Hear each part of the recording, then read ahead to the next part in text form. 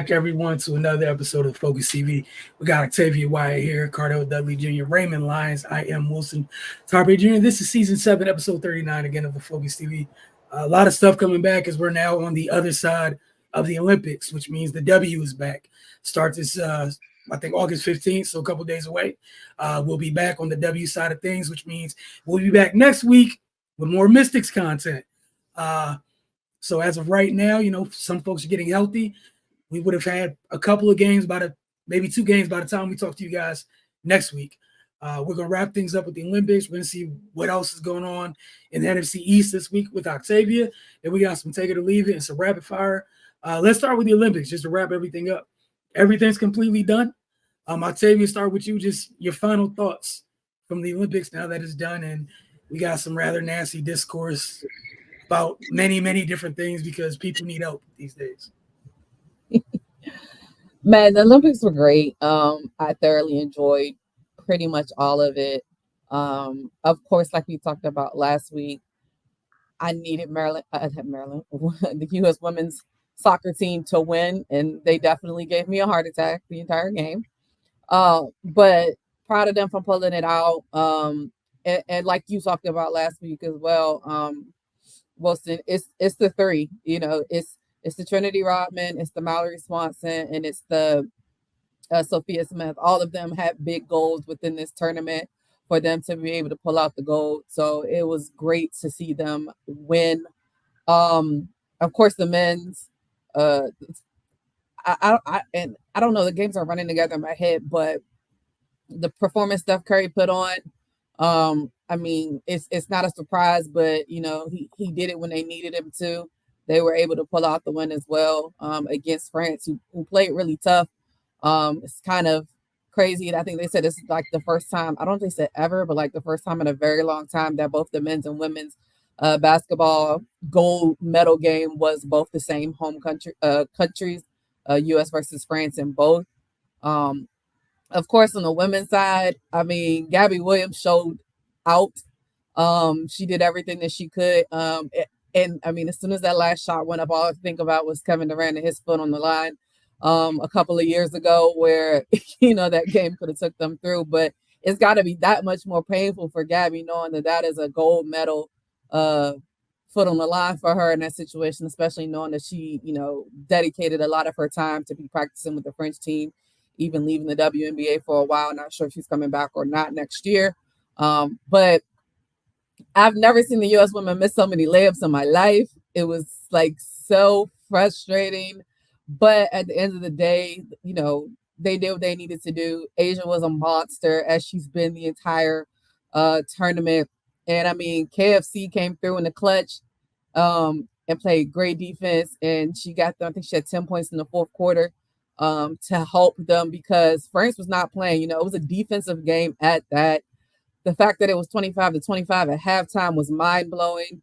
I think it was 67-66 at the end of the game. But, I mean, 8 straight medals, however you get it done is how you get it done. They got the W. That's all that matters. My guilty pleasures in the Olympics, I didn't see it live, and I'm so mad at myself that I did not see it live. But Australia and this breakdancing situation, baby, I couldn't take it. I said, how did I miss this? And the fact that breaking has now been removed from the Olympics after being in the Olympics for the first time. And I think I don't know, however they announced it, was the picture of the Australian dancer saying that it was removed was hilarious. Because when I watched the replay, I was like, I don't know what she's doing. And it was bad. And I felt bad too, because I did watch some of the men's breaking and a lot of theirs was really, really good. And I'm sure there were other female breaking that wasn't Australia. And I mean, I know Australia is very strict with their uniform. Like just seeing them out there b-boy dancing in like their Olympic like uniform was just weird because everybody else had like their own little swag and style. Maybe they had their country somewhere on it, but I mean, I saw the men's as well. They had their little tracksuit on. I think the guy had a reversible one. So one said he had it one way, and the other said he had it another way. I'm so mad I missed that live. I really got into volleyball a lot lately too as well. The men's got demolished by Poland, but they were able to pull out I think they got the bronze medal, beat Italy if I'm not sure. And the women's, they were defending gold medal champions and they got punished by Italy. I mean, 3 straight sets and it wasn't close. They had one girl in the team, I think she was probably like 6'7", 6'8". She was killing them. But they took home the silver medal. But yeah, all in all, it was a great Olympics. Now we're moving on to LA. We have some new events that are going to take place in LA. We know we have flag football. What else did they say? Cricket, I think, is in there. They have a couple of other new ones. So those are going to be interesting in LA in 4 years. But it's now back to the drawing board. And of course, how could I forget track? The 4x4, baby, them girls smoked everybody. When Sydney McLaughlin-Levrone got her chance on the leg, I said, oh, bro, it's over. Like, there was no turning back at all. She took that baton and was out. And I can't remember who was behind her, but I can't think of their names right now. But I know one was Alexis, and I can't think of the other one. They didn't even have to break a sweat for real. Like, and I think it was either an Olympic record or a world record. So they smoked them. I have a feeling we'll get to Noah Lyles eventually. Not sure. If we don't, baby boy, I just need him to relax. Like, he got a lot going on. Congratulations that he won 100. He got bronze in the 200. Then he came out and said he had COVID. Then like 3 days later, he was COVID free. I mean, I don't know what happened to 14 days or whatever it is now with COVID. I mean, big boy he got wheeled off the track. And it was just crazy. And then of course the comments he made about Ant afterwards is just again ludicrous. I just want him. I know he's trying to be the face of track and field, but it's not it. If Usain Bolt couldn't do it, I don't know what Noah Lyles is aiming for, but more power to him for trying to do everything he can. But sometimes, just it's okay to be likable. It's okay for people to kind of mess with you a little bit. I'm not saying you got to be buddy with everybody. But some of the things he does just gets a little bit too extra for me. He's a great track runner, as we've seen in the 100 and the 200. But just need to pipe down a little bit. But all in all, like I said, it was a great Olympics, and I look forward to it in the next 4 years. All right, Ray, your final thoughts on the Olympics, and then Cardell. Yeah, man, it was just a great games overall. And of course, the men's and women's Team USA basketball teams upheld the standard. Got a little dicey, especially for the women. But yeah, Octavia pointed out Steph Curry's performance. It's just yeah. Now the world sees what NBA players go through because that was he went crazy. And and the dagger shot when he was double teamed with two of the greatest players ever just sitting wide open. It's wild that nobody even blinks an eye. That's how great of a shooter Steph is. But that was just a crazy performance, man. And the women, I know we talked about it at length after the game on Sunday, but that's just a gritty, determined win. And you just got to tip your hats off to them. And all the side commentary regarding coaching on both sides coming from people that pretty much have no idea what they're talking about. They can just keep that. They won. What more do you want? But I guess the peanut gallery gotta put their 2 cents in. This was probably the most robust coverage I can remember ever seeing for Olympic Games. Like, I mean, you could pretty much watch whatever sport you wanted. I think they did a great job in that aspect. And I think it was a good opportunity for some athletes that that were kind of dominating their sports to kind of get some shine that they otherwise probably wouldn't have gotten. and to expose some people to some sports that they probably never would have watched. So yeah, it was cool to see that. But it's also some weird missteps. That whole Shelly Ann Fraser Price and Sha'Carri Richardson debacle before the for the 100-meter final, that was foolishness. I don't see how that happens. Wilson, I think you pointed out, how do you make a rule change without guaranteeing that every participant is informed of the rule change? Um, but it is what it is. It sucks for Shelly Ann Fraser Price that she wasn't able to compete in one of her marquee events in her last Olympics. But I mean, she's had a great career. She has nothing left to prove. But just, I'm sure it leaves a bad taste in her mouth to go out like that. This Jordan Childs situation, that just, I don't know what's happening, man. Like, but if I'm her, they're gonna have to physically come and retrieve that medal themselves, because what are we doing here? But yeah, I'm gonna let them handle that. But yeah, that was just some weird stuff going on all around. But yeah, overall, I enjoyed the Olympics, man. Of course, watching Simone Biles, again solidify herself as the greatest gymnast we've ever seen. Yeah, so yeah, I just enjoy watching everything, and of course, again, we still hold the title for basketball. That's always a hot button for me going in. That and yeah, I just need the side chatter to cease. Like, I don't understand what people think all this ridiculous discourse is going to do, but yeah, man, definitely looking forward to 2028 in LA and seeing what transpires from that. Cardell. Yeah, I ain't gonna take up too much time. Obviously, the basketball side, I like competition. Love that France pushed the USA to the brink, but even happy that the USA on both sides pulled it out. Like Ray said, maintaining the standard. Ledecky on the swimming side, just becoming the most decorated female Olympian ever. Definitely in swimming. Just being dominant, man. It's her and Michael Phelps at the top. They're the standard for American swimming. Track and field, seeing, Sha'Carri and all those ladies do their thing, especially in the, 4x100 relay. But, Noah Lyles, area kid, I'm trying to root for him. He just talks too much, bro. He talks too much about shit that don't concern him. Just run, bro. Just run. Just run and win.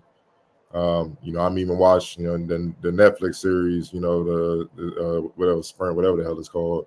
I'm watching that, and you can just feel the energy from the rest of the track stars. They're just like, homie, you just go over there, dog. We see you on the track, bro, because he's annoying. He's talking too much, and I live by the motto: the loudest one in the room is the weakest one in the room. You know what I'm saying? So. Talking about he gonna catch Usain Bolt in that Netflix series, like, it ain't gonna be that easy, bro. And he saw how bad it was. And no, I'm not believing that COVID thing. We're in an era where it's either mental health. I guess COVID is about to be the new thing, where they use it when they fail, come up short. You know what I'm saying? With the expectations.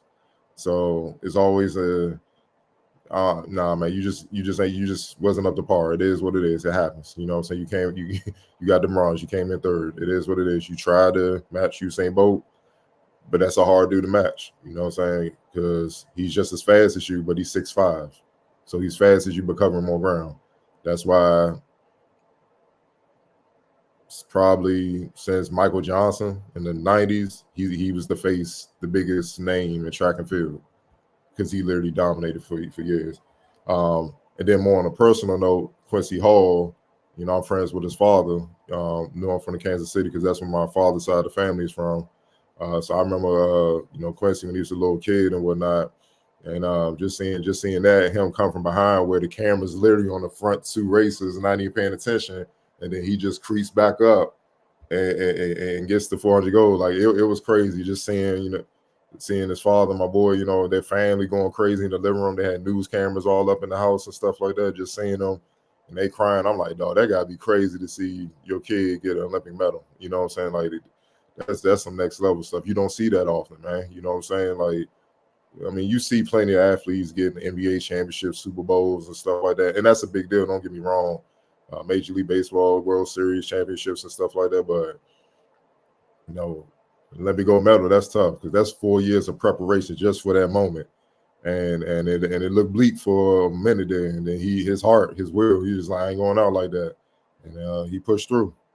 So man, just respect for that, man. Just seeing that, the whole, you know, inside, kind of inside looking in, you know, just seeing the family just celebrate it or whatnot. That was special for me, you know what I'm saying? So I love seeing that, man. But you know, all in all, good Olympics, and obviously, you know, our country dominated with the most medals, tied China for the most goals with 40. So mission accomplished. Now we get ready to bring it back to the States and try to be dominant again. Max, a couple things you brought up the 4x4 men. That was a hell of an anchor leg. That was they're gonna be showing that for years. Like that was all. I want this. And then on the other side of things with the women, it was hilarious because the commentators during the 4x4, they were criticizing the U.S. women's setup for why they had Sydney McLaughlin. Give me a second because I don't want to butcher her last name. I always mess up. It's like McLaughlin Lavroni. Thank you. They were like, well, why is she running the second? Because they wanted the race to be over in the second leg. That's why. And what? She got the baton, and she was the second person to receive the baton, and the race was over. Just like it looked in the what was it? I think the 400 when she was running solo, where we saw her and nobody in the screen. That's how it looked in the relays. So that's why she was the second leg. So there was no pressure on the third and fourth. People could have failed, took a nap, got back up, and still won because I think it was a world record second, like something like that. She went nuts. It was almost a world record in the second leg of a relay. Like, again, you talk about the 4 years to prepare, right? To dominate like that is nuts in a relay. In a freaking relay, nobody else on the screen. Bro, I got so much. I like what you said. Like watching the series, on Netflix, the detail, the preparation, the diet, world champion. You got to be able to qualify to try to get to the slam. And it's all on you. Like basketball, you have a bad day. Hey, my man, I need you getting buckets. You go and carry us right now. You know what I'm saying? Like it's all on them. It's all on them, man. So that's what I enjoy when it's all on the line. That's when you really see who the baddest when you know out there, dog. Because everything you work for is up. It's here now. Make it happen. And if you don't make it happen, we don't hear no crying or nothing. And think about it, their livelihood depends on them winning medals. Or they got work. Think about it, a lot of them are working. I'm working real jobs and stuff, trying to support themselves, hopes of getting a medal and eating off of that. Because you can get big time sponsorship deals and you can speaking engagements and stuff. Yeah, man. World gold medalist, such and such. Boom, boom, boom. Yeah, let me get that 100K. You set for the year. You see what I'm saying? And that's what that brings. It brings that money. And forever, too. Like forever. That's what being a champion and being the best at one point in time in your life, that's what it brings. So it's a big deal. It's a big deal. My bad, Wilson. It's on you. Nah, that was really good. I'm looking forward to season 2 so we can see what the hell happened in the Olympics, as Octavia mentioned, with Sha'Carri and Shelly-Ann. Because I want to know what happened. I got theories, but I'm going to let that wonderful country that it took place in cook. We will find out because Netflix they have no cut cards and big budget for that. They mess up on a lot of stuff. They've been hitting. They hit on quarterback, they hit on receiver, they've hit on sprint. So last chance you. Like when they get it, I don't know what it is, but they get their sports stuff pretty. They've been knocking that stuff out the park. But again, just that level of domination, man. You got to appreciate it. I think the gentleman that won the 200s for the men's, it was a dominant performance by him. You guys already mentioned the basketball. I know we had talked about that at length. The breakdancing thing, it only takes one person to mess something up. That was just stupid. It's stupid. And shout out to them I'm always a fan because everyone makes mistakes, right? That's how you deal with mistakes. That's how you deal with it. It only takes one. We don't need a second try. Since y'all wanted to play and not take it seriously or let somebody whatever the story is, I'm sure we'll see a documentary on that too. I watched that, but we don't need to see that again. Somebody messed that up for everybody. So it was an opportunity where something could have been taken seriously, and it's not anymore. And people will be laughing about it for years to come. But yeah, thoroughly enjoyed the Olympics. Can't wait to see what it looks like in LA in 28. And obviously how that pressure hits folks from here in 28. Because we saw, that's what I'm definitely looking forward to, because it's one thing to sit back and look at how some of the vets, even specifically like in basketball or whatever, handled it, being in a road environment. For all the folks that was talking and being loud about who you wanted to play and who didn't play and who should have been there or whatever, I pray for you all. Just know I will be watching intently come 2028 to see how people do when you're at home. Because if y'all lose, if you falter, you can't leave and go anywhere else. You just got to stay here for 4 years and take it. There's no long trip back home where you hope that somebody messes something up. You here already. Longest trip you take from the West Coast back to the East Coast. That's it. But Octavia, you're going to move on to the NFC East. What you got for us this week? Yeah, so before I start on that, when you're talking about how Netflix was sitting with all the sports series, I'm very upset that they canceled Breakpoint. I really got into tennis.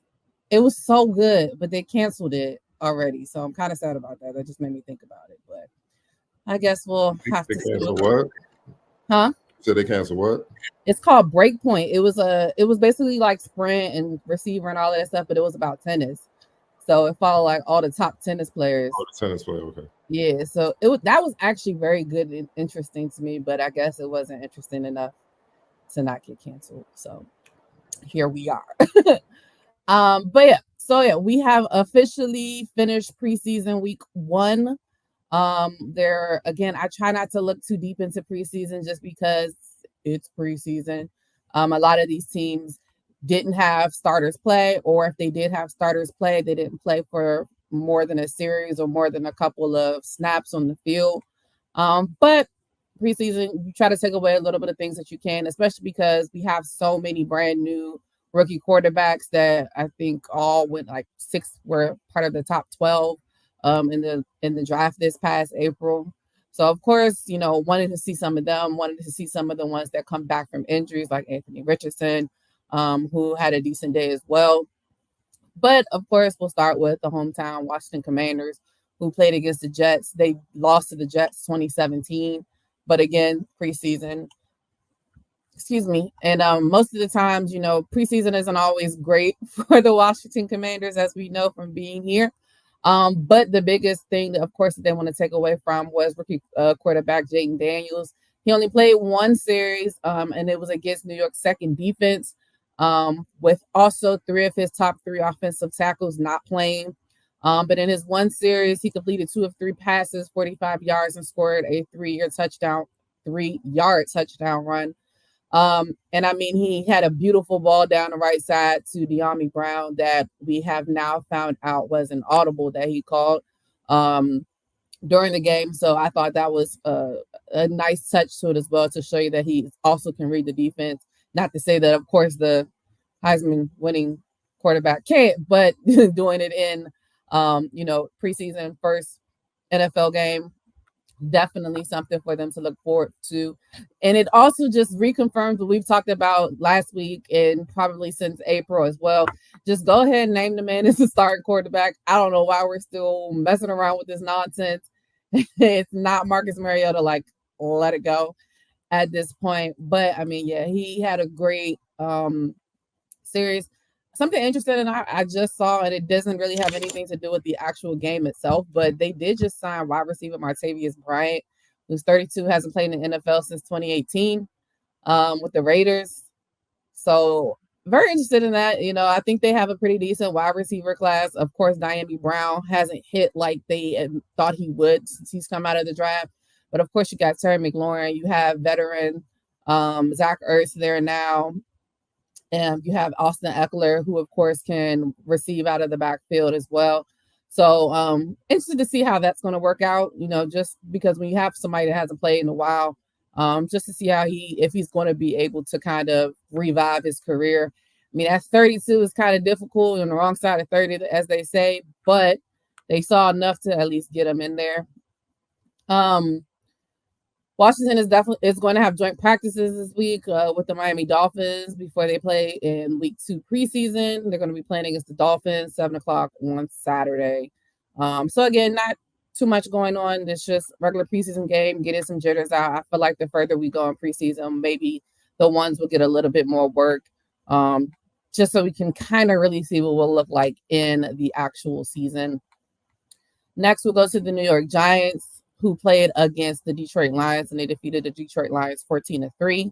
The Giants got pretty much all of their rookies into the game, including first-round pick Malik Neighbors. He really didn't get too many looks. He played 12 snaps, mostly with the second-team offense. He ran 8 routes and wasn't targeted by backup quarterback Drew Lock, who also went out with an injury, who then was replaced by Tommy DeVito, which now has the backup quarterback position in question. As we know, Daniel Jones coming off of an injury. They lost Tyrod Taylor in the offseason to the New York Jets. So they were really hoping that Drew Lock would be able to kind of solidify their backup quarterback position now with him being injured, but him still stating that he should be ready for the season to start. It's rumors that they're probably going to be looking for another quarterback to come in. As we know, Tommy DeVito, he gave him a spark last year, but it's not looking great as if Daniel Jones went down for them to have Tommy DeVito starting again like they did last season. Malik Neighbors also is still nursing an injury a little bit as far as an ankle injury. That they said it doesn't seem to be serious, but, he is looking, getting a little dinged up a little bit early. I think he also left this game with a hip injury. So we kind of got to see what's going to happen with him. I think he'll be fine. He's we always say he's young. He'll bounce back, but these athletes put a lot of wear and tear on their body. So hopefully, for the sake of the New York Giants and Brian Dable's job, that he's fine.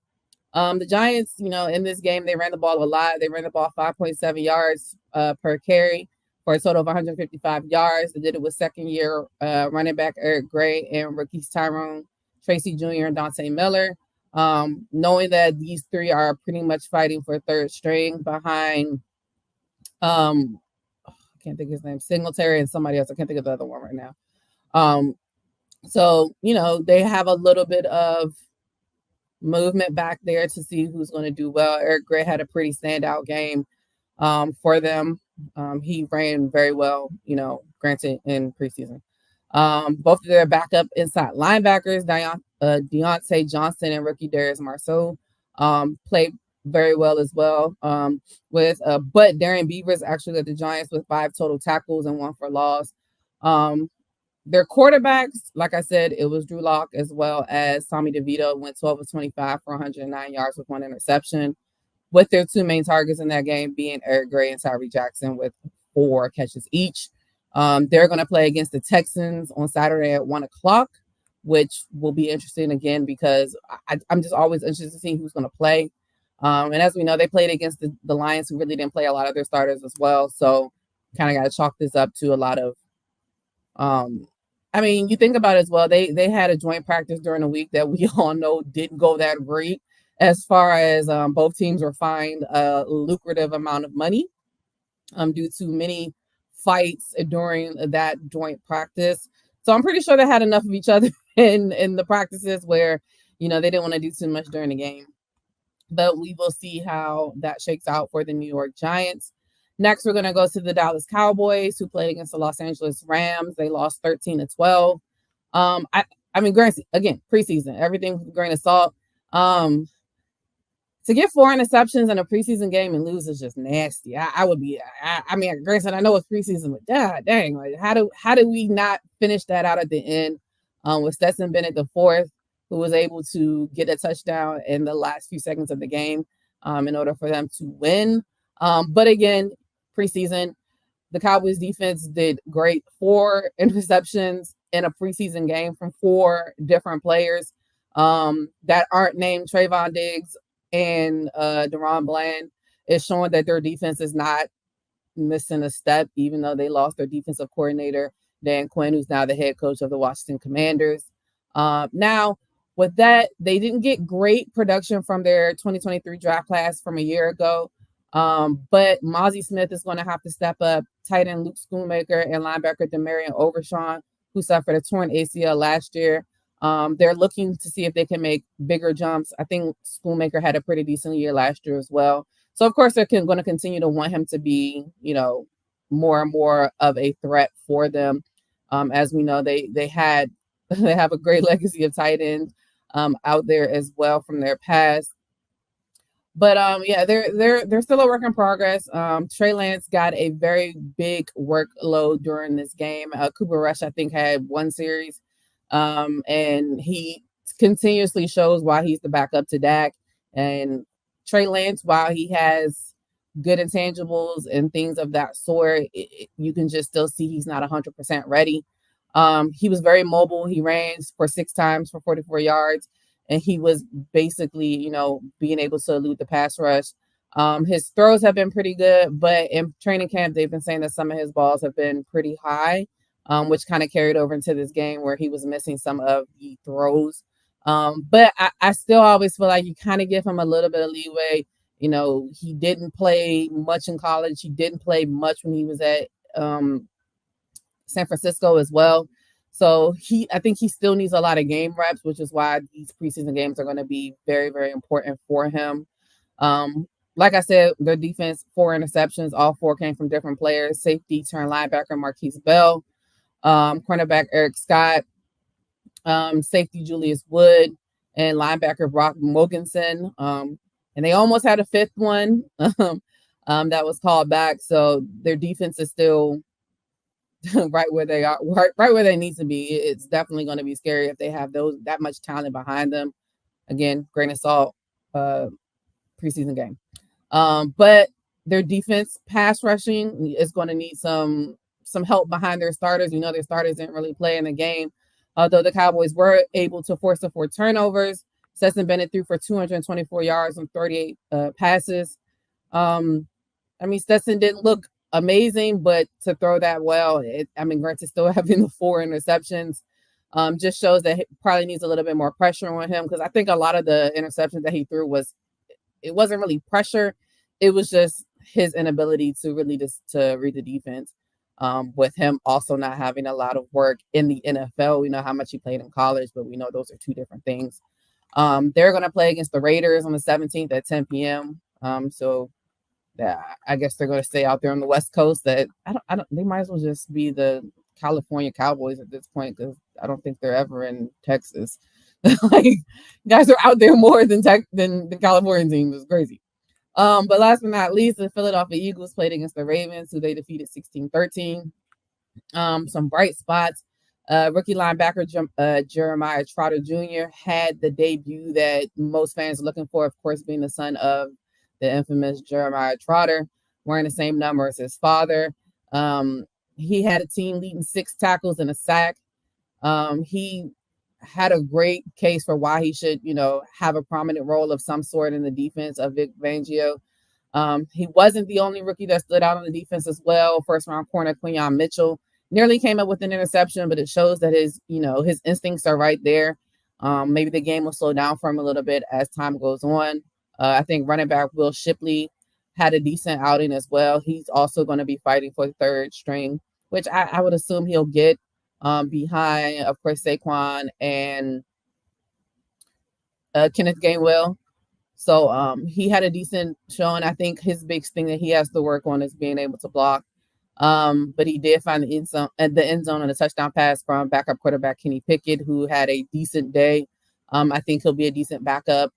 Hopefully not having to depend on him, but if needed to step in for a little bit, depending on how much of that is, we'll see. And edge rusher Jalix Hunt had 4 tackles He looked very comfortable. Second year player Nolan Smith also had 4 tackles, 1 for a sack, 1 tackle for loss, and a quarterback hit. The defense was pretty okay. Of course, with no Lamar Jackson, the Ravens quarterbacks went 10 for 22 for 99 yards, including a fumble. The Eagles held Baltimore to 82 yards rushing, and they had 3 combined sacks. Wide receiver depth is still slightly an issue. We know who 1 is. We know who 2 is. We kind of pretty much know who 3 is with Paris Campbell, but they're really going to need somebody on the outside as well. Florida State wide receiver Johnny Wilson. I think he had a good showing. He caught a good pass. He had 1 reception for 7 yards, and he also did a really good job with blocking on 2 Britton Covey bubble screens. So with his size, those type of things always, I like really, really tall wide receivers. He's a little frail, but he's not as frail as, I'm sorry to pick on this person, but Emmanuel Forbes, he's frail. So hopefully he's able to kind of work in a little bit more. One thing, of course, they have to clean up. They had too many penalties. The Eagles had 8 penalties for 55 yards in a preseason game. Granted, grain of salt. You have a lot of first-year, second-year players, so it's expected, but that's definitely something they want to keep their eye on. Today, they had joint practices with the New England Patriots, who they'll play on Thursday. And Cooper DeJean is officially removed from the NFI list, so he was back at practice today, which is a great thing, knowing how, in my opinion, the past couple of years, granted we've had some on and some seasons that weren't that bad, but the secondary has always been an Achilles heel back there. So it'll be nice to see him possibly get some game reps in the game on Thursday against the Patriots at 7. And yeah, that's really what happened this week for the NFC East as far as their preseason games. Preseason games, as I say every week, is a tease. It's nice, when it's your team and you really want to see what's behind your starters. But it's also a little bit tedious when you want to see your starters. So hopefully, the closer we get to the actual season starting, we'll get some of the actual ones out there to get some serious reps, and we can really see how these teams are going to shake out. All right, moving from preseason over to take it or leave it. What you got for us, Cardell? Yes, sir. We're going to start on the NBA side of things. The Atlanta Hawks. Trae Young had some interesting comments regarding their number 1 pick, Zachary Versace. The Hawks using the 1 pick to draft Zachary Versace, the French wing, with plenty of upside. Trae Young apparently isn't expecting much out of him this season. Look, most of the time when a team star player talks about a draft pick, it's in the cliche terms like work ethic and always about potential. However, Young went on Podcast P with Paul George. He's an NBA podcast, man. He was not sugarcoating the reaction to his draft class and Versace specifically. Quote, I spoke with him. A lot of people were talking about how I didn't tweet about him or the stuff on draft day and things like that. I've always done that and stuff. But I messaged him behind the scenes right before Summer League and just shot him some good luck. Just stuff like that. We ain't got to work out yet, but he played right before Summer League overseas. To be honest with you, and no disrespect to the guys that got drafted, from the outside looking in, a lot of us look at them as role players coming in anyway. I feel like the GMs all this year are probably just trying to figure out who's going to be the best role player for their team. As good as Alex Sarri is, I don't think he's going to be their Washington Wizards franchise player going forward. You know what I'm saying? He's going to be a great, great player, have a long NBA career, but just the outlook on any of these guys coming in, it wasn't like they were going to be Luka Doncic type of guys as Zion Williamson. You know what I'm saying? Take it or leave it on Trae Young not being, too enthusiastic about Zachary Versace and his draft class overall. I was gonna start with you, Octavia. I'm gonna leave it because, bro, come on. This is your teammate. He's a rookie. He's coming in. He's already going to have a lot of pressure on him. And you're supposed to be the face of the league who couldn't play with DeJounte Murray for whatever reason. And, just to me, again, we going back to these podcasts. Some of these things don't need to be said in public.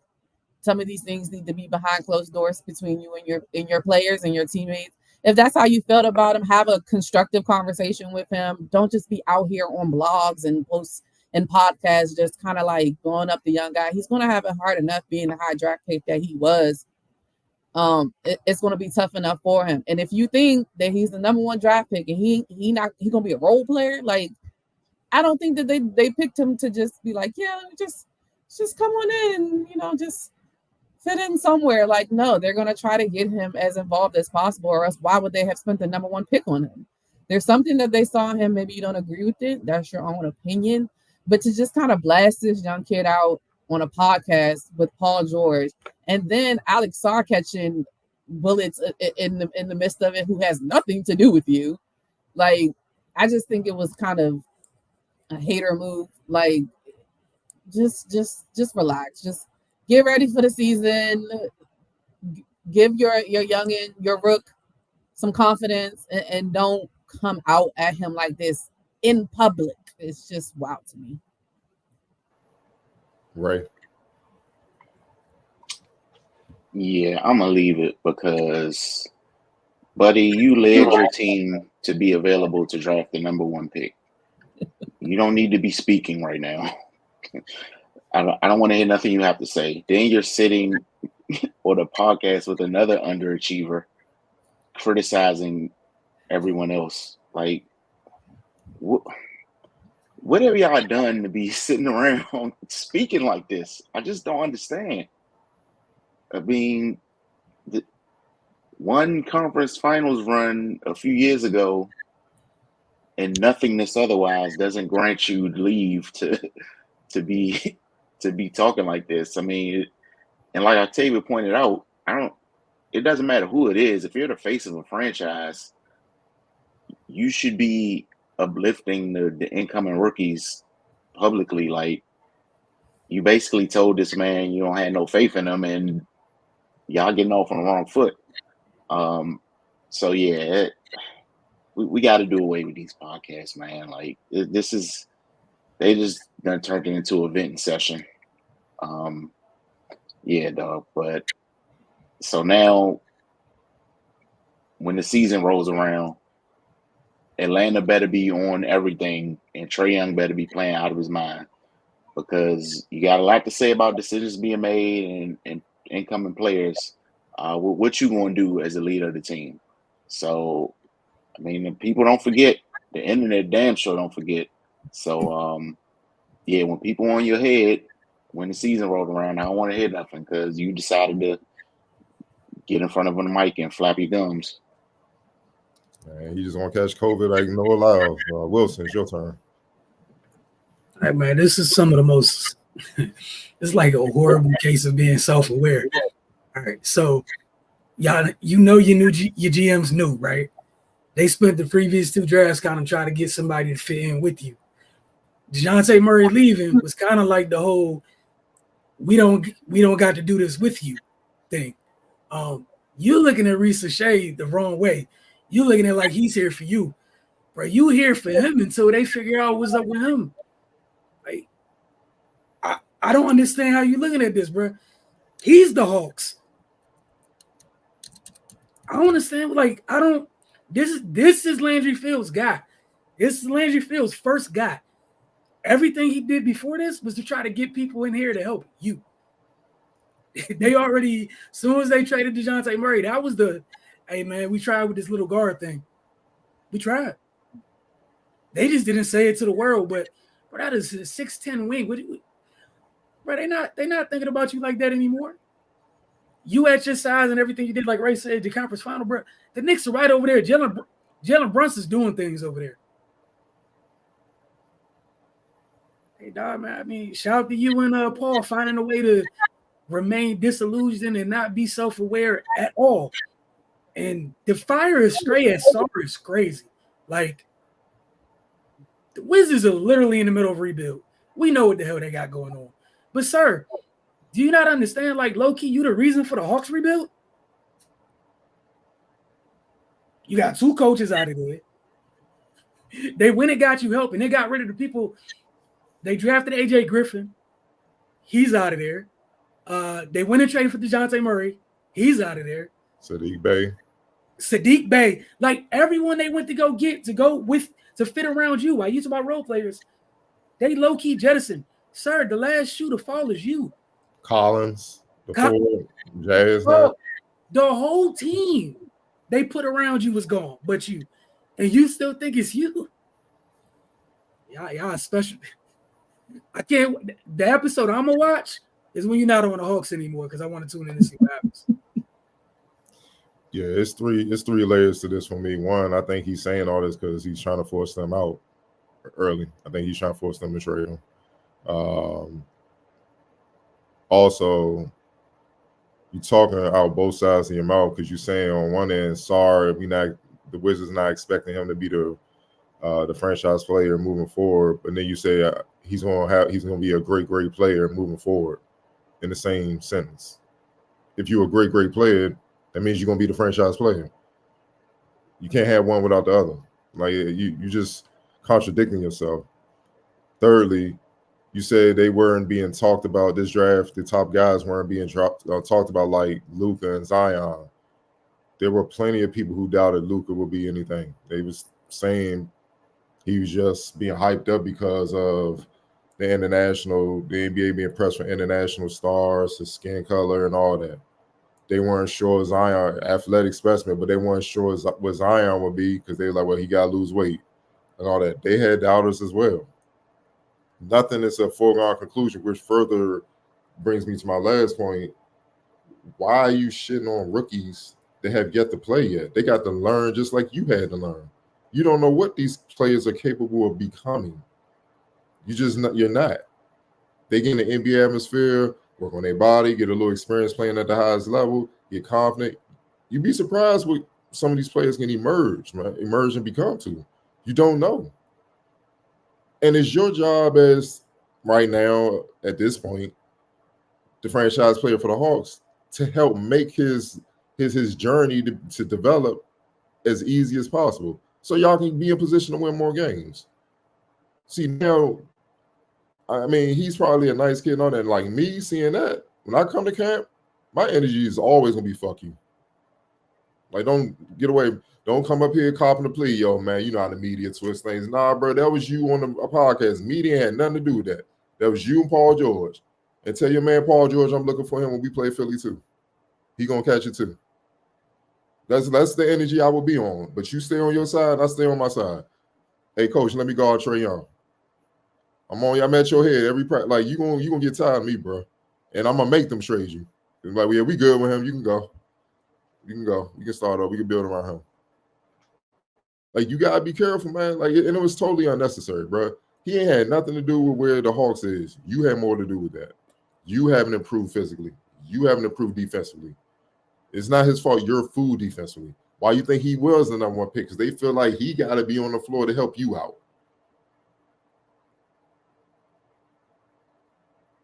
Because you can't bomb your way from being food for the other team, dog. You can get 30 all you want, but you're giving up like 50. The starters giving you 30 and the backup coming up giving you 20. It's bad business out here. And DeJounte Murray came from the Spurs, all NBA defensive team. He can't even get back on the jump because he can't cover enough ground because you that bad. So I hate that, man. I like that's why the Hawks are where they are. That comment it explains everything. Because the real one be like, yeah, man, I can't wait to work with him. We're gonna get in the lab, we're gonna work, try to show the rookie the ropes, and let's try to win some games. I would think that's where your mind would be on being the vet. But like I said, I think he's trying to start his campaign to force his way out of Atlanta. And but this is just a bad way to go about it, bro, because you already got a reputation around the league because of what you've done to some of the coaches. Let's just keep it real. So that's just bad business, but we're gonna keep it moving, man. NFL side of things, tensions have been flaring across the NFL during the ramp up to the regular season. The physicality of the sport has the ability to boil over after the players whistle dead. Obviously, just as the New York Giants and Detroit Lions, who got into numerous fights during their joint practices last week. The New England Patriots are next in line for a joint practice. They host the Philadelphia Eagles, Octavia's team.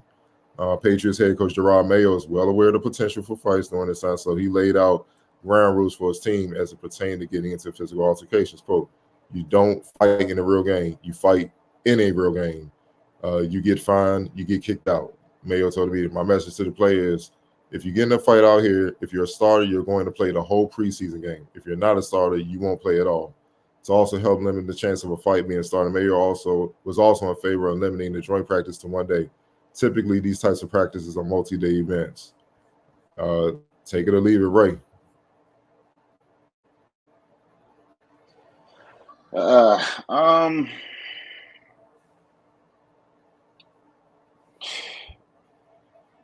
gonna take it. It's this is the first time fights have happened, but I mean, you do want to do something to curb it. I don't think that you're playing the whole preseason game if your starter threat is real, because nobody's ever going to do that.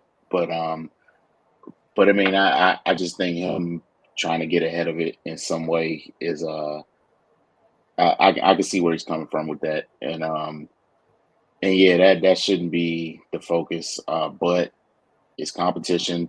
Things gonna happen. Tipper's gonna flare. It's always a possibility of it happening. But yeah, I do think as a coach, it's your responsibility to kind of tell your team, hey, this is not what we out here for. Let's make the most of this and just act civilized. But yeah, I think the players aren't paying any attention to those penalties he suggested, but just the simple fact that he's kind of being aggressive about it, I think that'll curb it in some way. Wilson. I'm gonna take it. I'm here for it. It ain't Bill, but yeah, Patriot way vibes. Don't come out here wasting everybody's time. There's not one vet in the NFL that wants to play 4 quarters of preseason game, because you can get hurt because you out here messing around with people you wouldn't be messing around with if you was behaving. You wouldn't be nowhere near some of them people. So I love it. F around and find out. Let's find out if Gerard Mayo means it. I believe him, but hey man, I'm interested to see which one of you youngins on the Patriots don't. I can't wait for somebody to mess up, because I'm gonna be watching the whole Patriots game to find out what your snap count is. Octavia. So your team chill out. See, we know how to act. We got class in Philadelphia, okay? I'm gonna mute my mic. Told you that. Just lie like that. Get out of here. Get out of here. We ain't that many days removed from Sunday, man. Come on, man. But no, yeah, I mean, I'm gonna take it too. I'm gonna take it, but again, kind of like what Ray said, like I believe it when I see it, because it's cool to talk the threat, but like, is you really gonna back it up? Like, is you really gonna put your player out there that, I mean, okay, I kind of see like this. I don't really think they expect much out of their team this year, like somewhere deep in their subconscious, right? So it's not like it's going to hurt either way, to be fair. Now, granted, of course, I'm sure they're not going into the season thinking like that. But I mean, I've always thought it too, like if you consistently get in fights, stuff like that, like you hit them in their pockets, that's usually when people start getting it together. Like Wilson said as well, I don't know a vet or somebody who knows that they're going to make a team is going to want to play 4 full preseason games. You didn't have to do that. I think this looks like AI to me. This is Photoshop.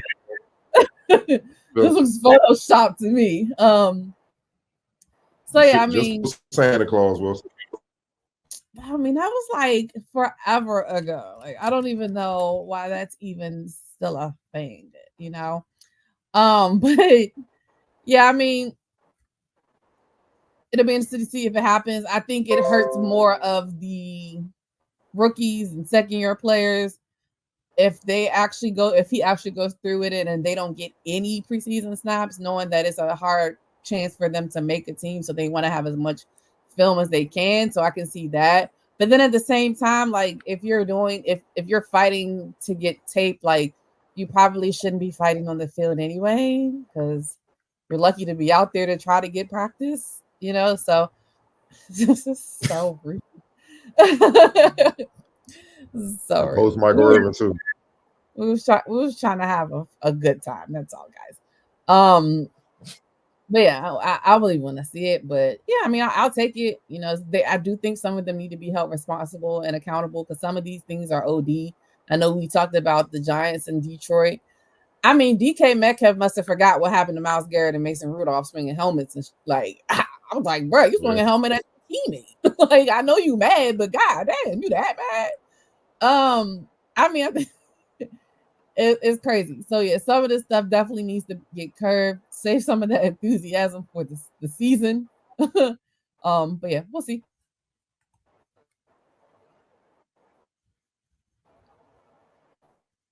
All right, on you, Wilson. You want me to just go right in the rapid fire? Nah, you can go ahead. Now I got a couple rapid fire before we get out of here. All right. I'll go back to the NBA side. Under Durant, starring in the latest episode of the docuseries Raising Fame, in which she briefly touched on Durant's short stint in the Bay Area. Durant teamed up with Steph Curry and Klay Thompson for 3 dynasty-defining seasons from 2016 to 19, reaching the NBA Finals in each campaign, winning 2 NBA championships during that span.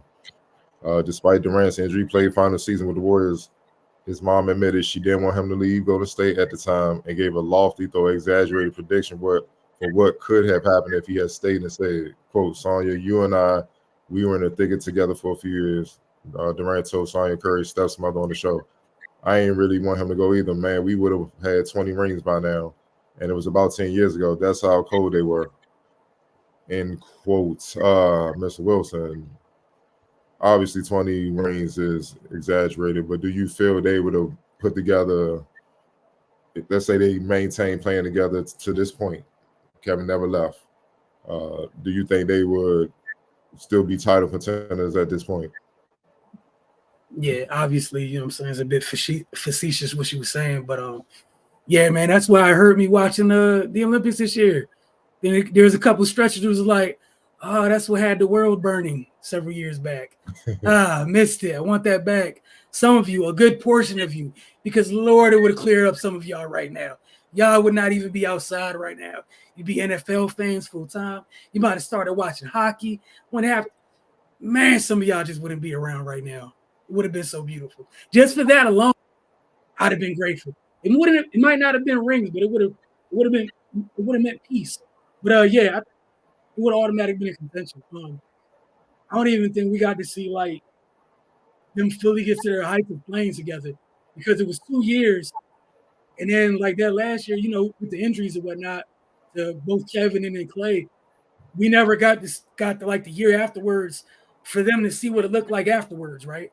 Mm-hmm. And obviously, even from afar, the way both of their games have aged, yeah, they would have been in contention. You could have moved different pieces around, which is why, and again, for a conversation that can take place on many other days, which is why at times I was puzzled and confused as to why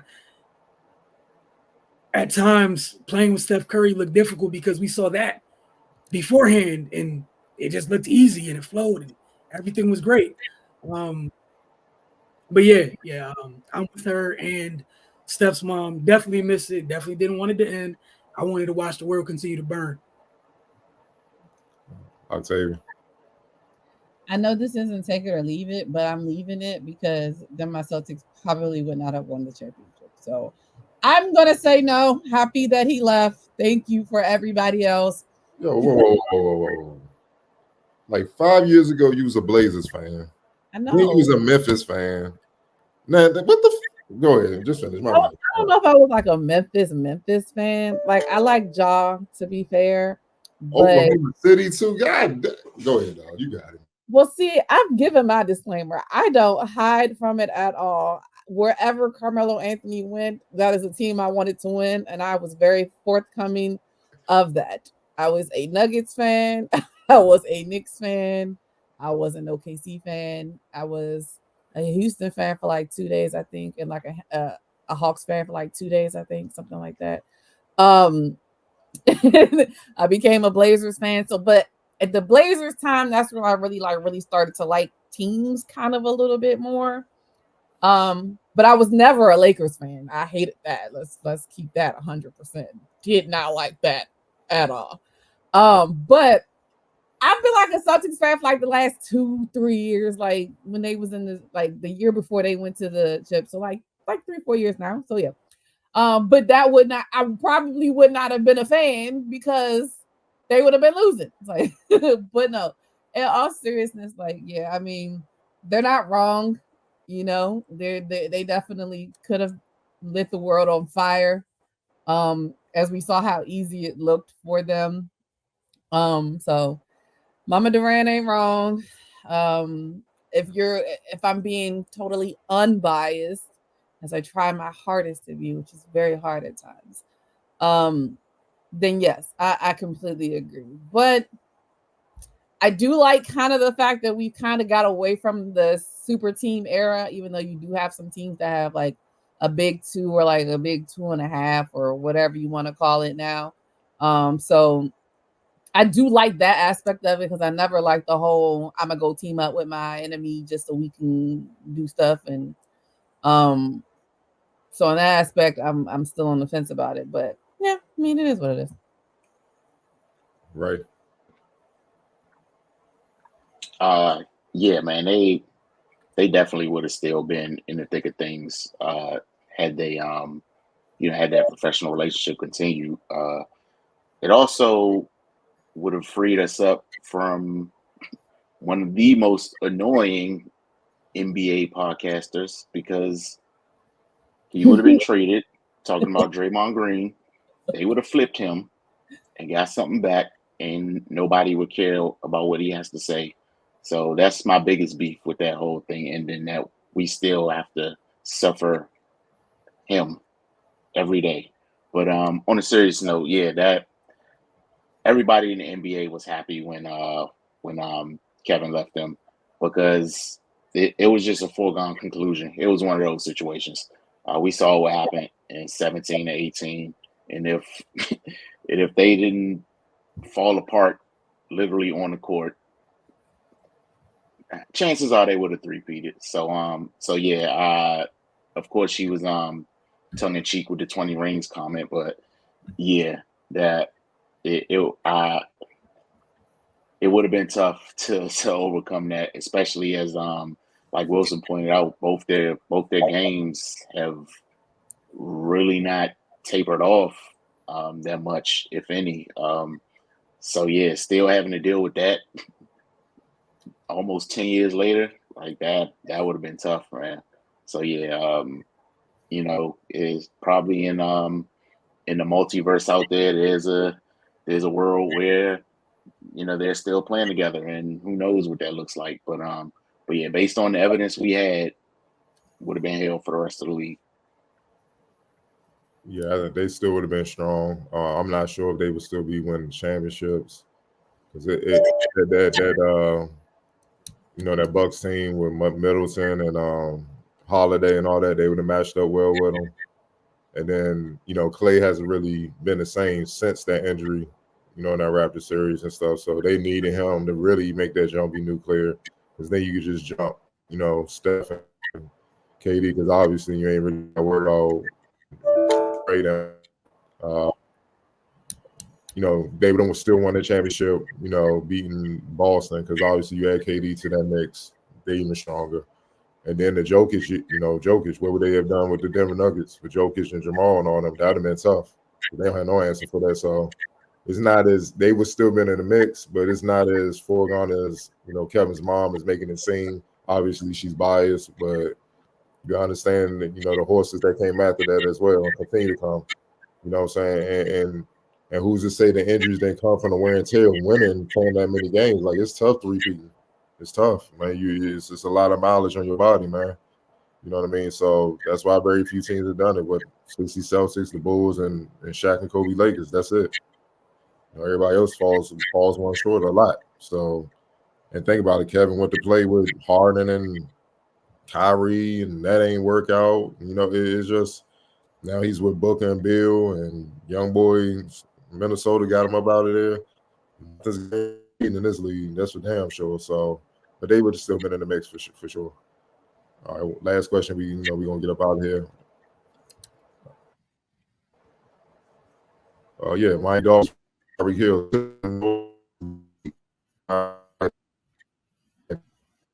and championships. Last August, Lyles criticized NBA teams saying they were world champions. He said, the thing that hurts me the most after watching the finals, they had world champion on their head. World champion of what? The United States. Don't get me wrong. I love the U.S. at times, but that ain't the world quote. By extension, that quote would apply to any American championship team, including Super Bowl champions.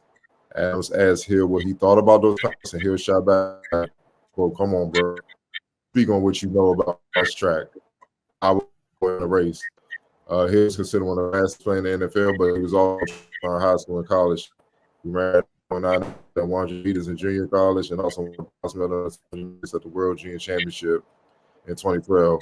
Lyles is coming off 100 meters at the 24 Summer Olympics, while also earning bronze 2 meters despite in COVID.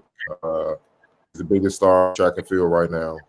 He allowed this kind of rivalry will be great. A race between the two will generate his interest. To leave it back on you, Ray. You agree with Tyreek Hill? I mean, not taking the lead, but what do you think about Tyreek Hill? Noah Lyles. He seems to be just irritating a lot of people as of late. But go ahead. He's definitely annoying. He's definitely irritating. Those world champion or what comments or whatever, I don't understand why people even gave that life, because it was stupid. All that being said, Tyreek Hill, you are not beating Noah Lyles in no race. Chill out. Like, just chill out, bro. That's different speed right there. But yeah, like though, I'm mad that people gave those comments so much life, which is why we're still dealing with him today. Like, if everybody would have just took it as the foolishness it was and moved on, maybe he abandons this whole "I'm gonna be as annoying as possible" strategy to try to get some camera time. Who knows? But yeah, those comments were stupid. But I need football players to stop jumping out there with world-class track athletes. I don't think that's going to go well for you.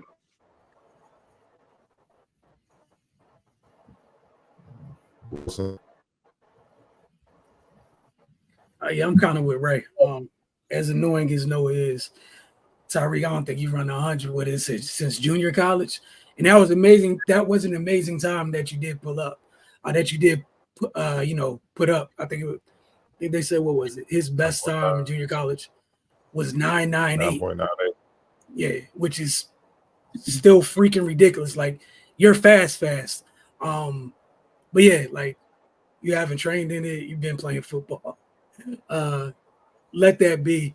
But I get it, dude. Like, he's annoying, and I was kind of on the fence with just my tolerance level for how annoying he is to like the Ant Edwards stuff, and I was like, all right, bro, like, come on, man. We gotta. The little kid ain't do nothing to you. We gotta let it go, man. You chose to run. He chose to hoop. Need you to just, if you want people to respect what it is you do, respect what other people do, and leave it be. But yeah, that's where I'm at with it. But I wish both of them would be quiet. I don't want to hear from Tyreek. I want to hear from Noah.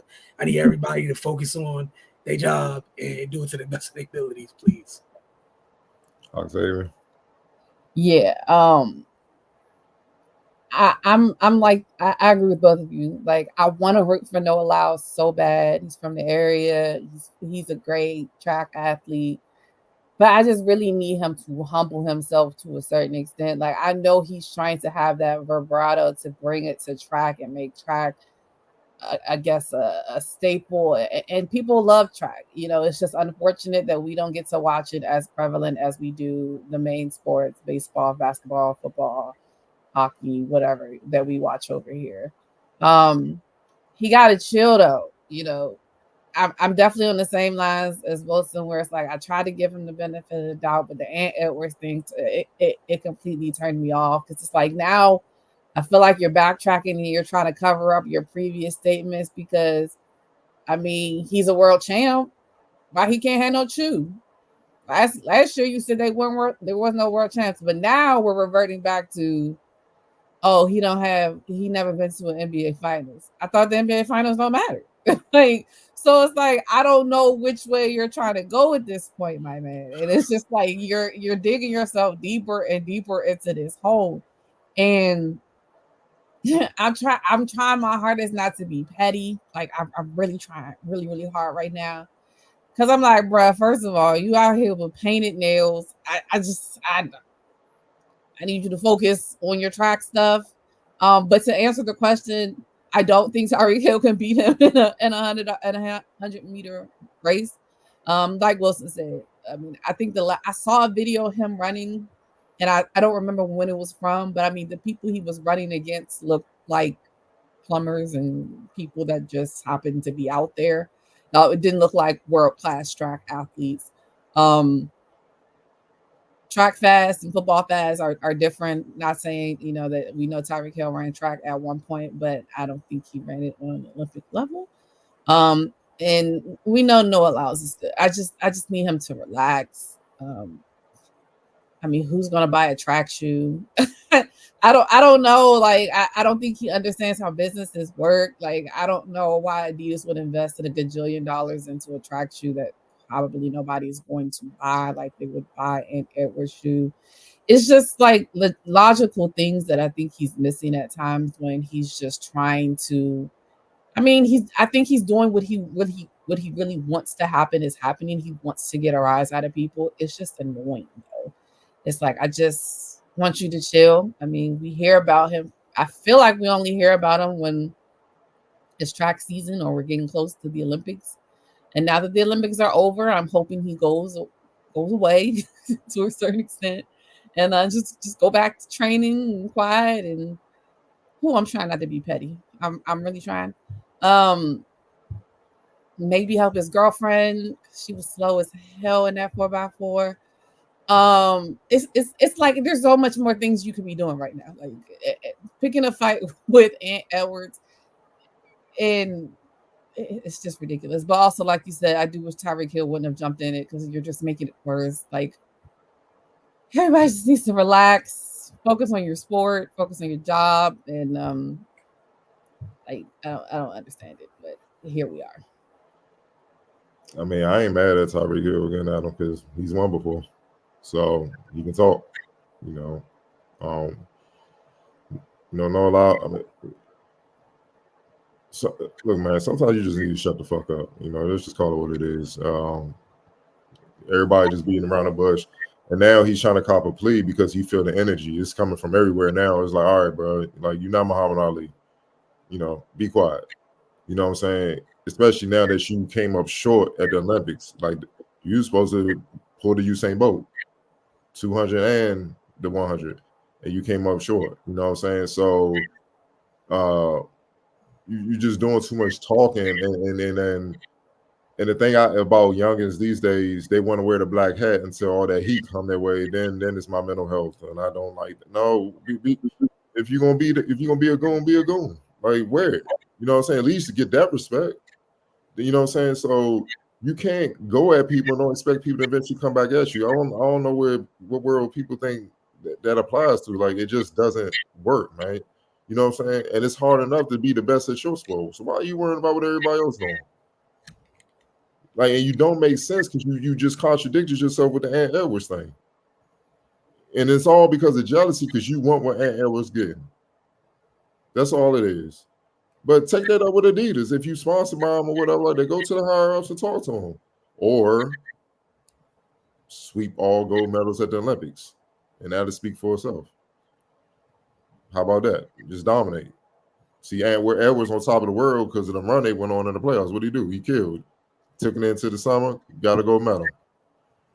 His action behind the reward is work behind the rewards that he's starting to get.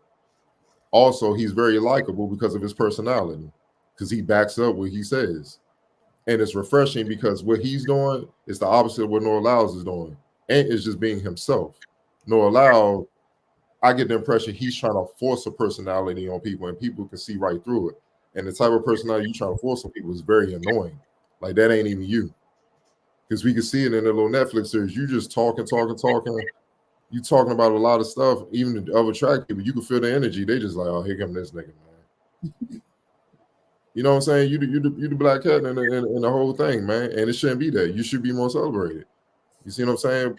But just be more humble and just get the job done, and people will respect you. And then you'll notice how those rewards come a lot easier than you trying to force them to come, because you can't force it. And a big part of people getting behind you, giving all you these things, sponsorship, shoes, and all that, is your crossover appeal, your appeal. People liking you. And right now, people don't like you. So you're hurting yourself by the more you talk. Whoever his manager, folks are, and PR people, man, they better get to work if he has one. Because right now, it ain't working, bro. And real quick, my bad, I doubled down to what you were just saying, talking about you know, you always talk about the main thing, bro. If you want all the attention, put the numbers up. Put the numbers up to where when you race, we're trying to figure out if a new record's about to be broken.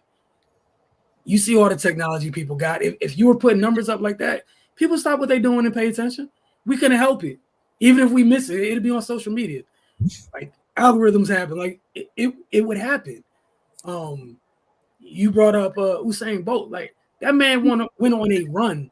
Those numbers consistently. We were tuning in to see, could you beat your last record? For a little shit. And what he do before every race? Go to the blocks in front of all the races, point and come on, bro, and was smoke him, dog. Like it was bad, bro. Like looking back at him, like why y'all even on the track with me? And you just had to respect it. And that's the thing. If the results were the results, we can't get. And even if this wasn't your personality, it's a different thing if you were putting up those numbers to a certain degree. But you're not. Chill out. Also, it just comes across. Well, I'm trying to find nice with this. It comes across really bitter. Would you pocket watching every athlete that's not track and field? It's sad. Just worry about you, man. There's former great sprinters before you that did pretty well from a monetary standpoint, but those numbers were crazy. Your career best were some of their worst. Like I hate to be that person. I was looking at the chart. I had to scroll for a little while before I got to your personal best. But though, like again, I tell you something about humble that. So I'm not trying to be rude, just being honest.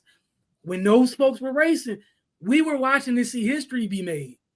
Like you're not even the fastest American in the 100s. Like just, bro, Fred Curley's personal best in the 100 is better than yours. He's your teammate on the relay. You be talking like it's you and then everybody else. Can't be like that, man. It just can't be like that. We appreciate y'all. Can't wait to see y'all next week. Again, we'll have some more stuff from the W as it's officially back. Can't wait to see what Octavia has for the MC East segment and what Cardell has for Take It or Leave It. And rapid fire, don't forget to get over to thefocustv.com. And for Mrs. Outlook, folks, we'll be back several times this week. So we look forward to catching up with you all.